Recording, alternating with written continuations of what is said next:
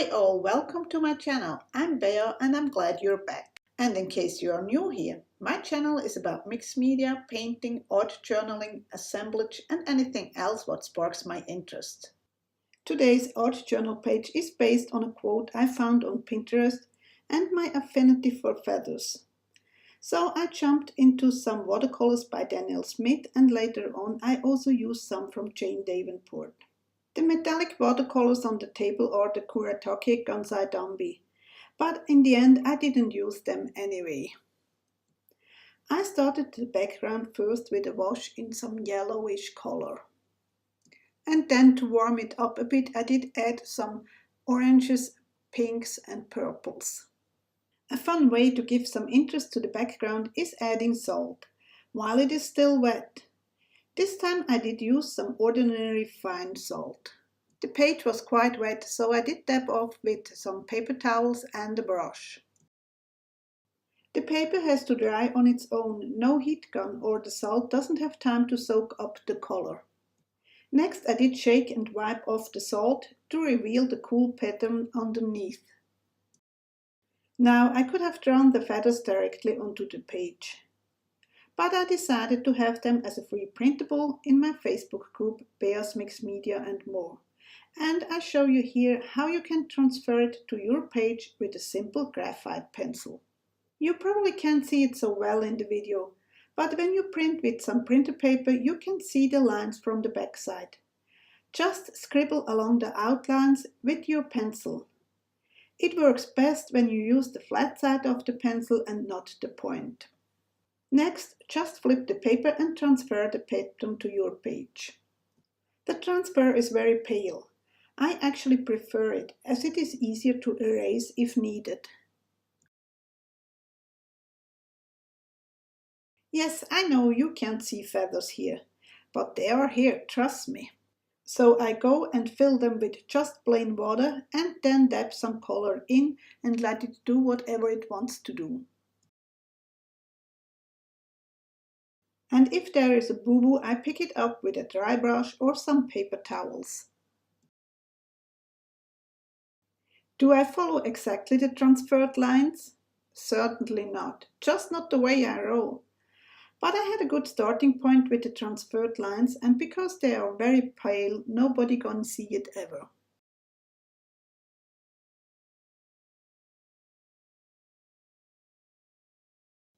Just so you know, I did speed up this video twice. I also did edit out boring parts like drying paint or cleaning my table. Now enjoy my process. I will step in whenever I have to say something.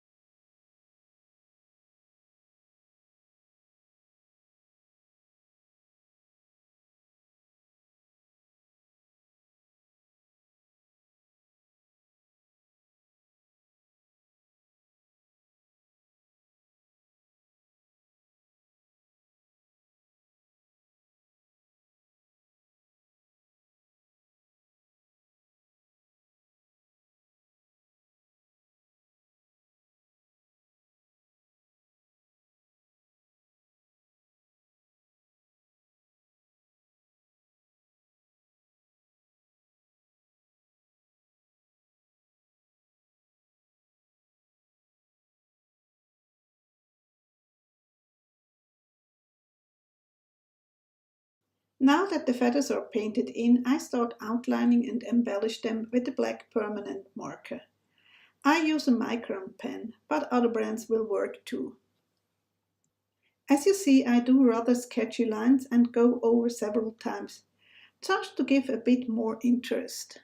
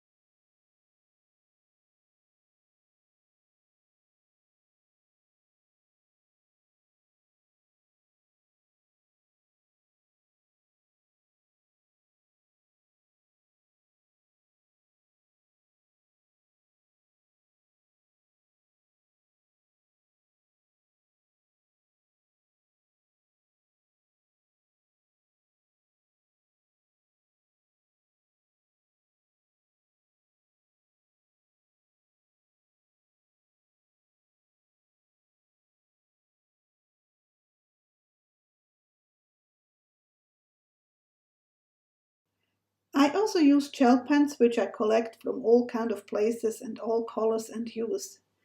The only thing I rarely use them. I guess I'm just attracted by the colors. Does this happen to you too? You buy things you don't really use?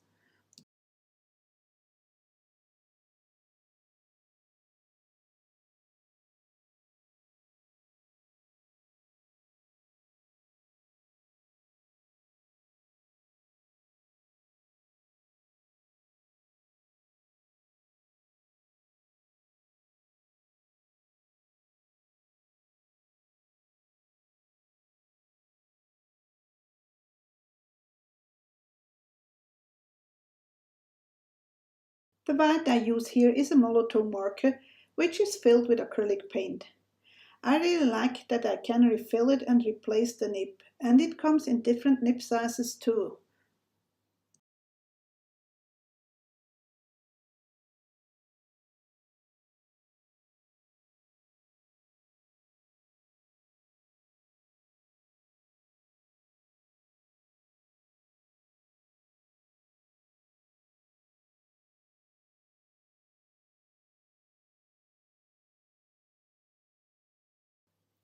To add even more interest, I use a silver gel pen here.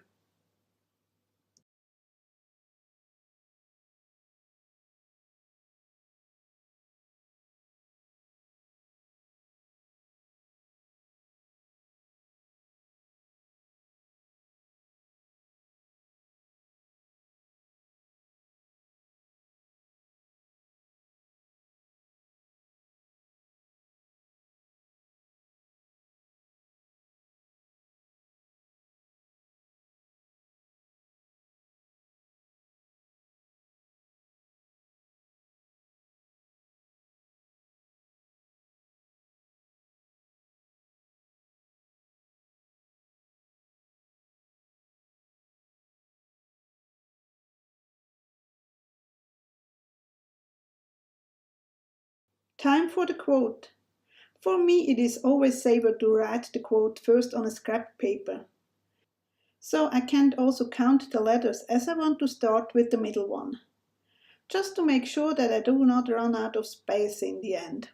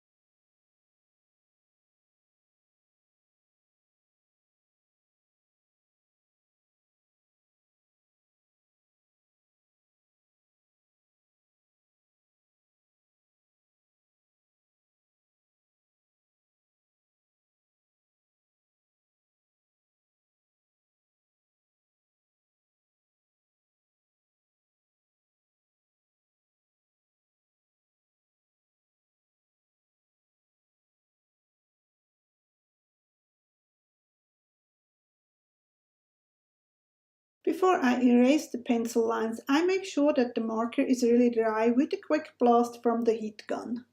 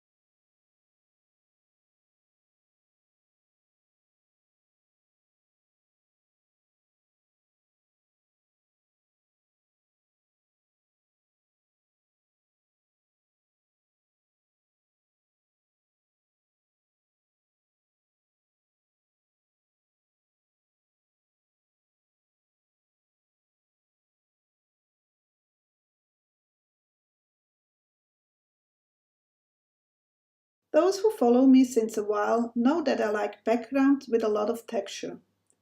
Either real texture or, like here, more visual texture. So I use some stencils and distressing and gel pens in coordinating colors.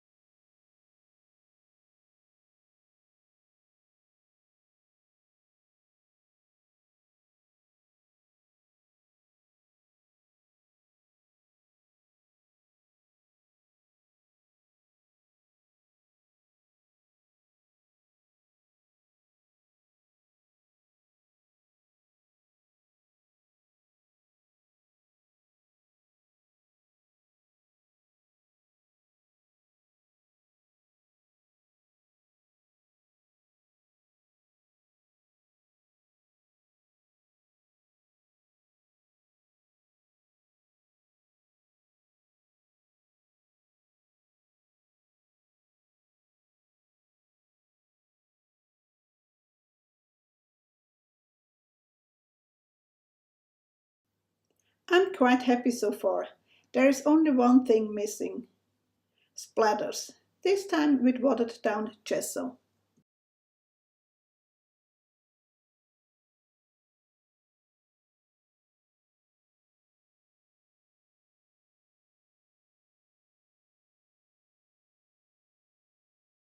Okay, another last thing.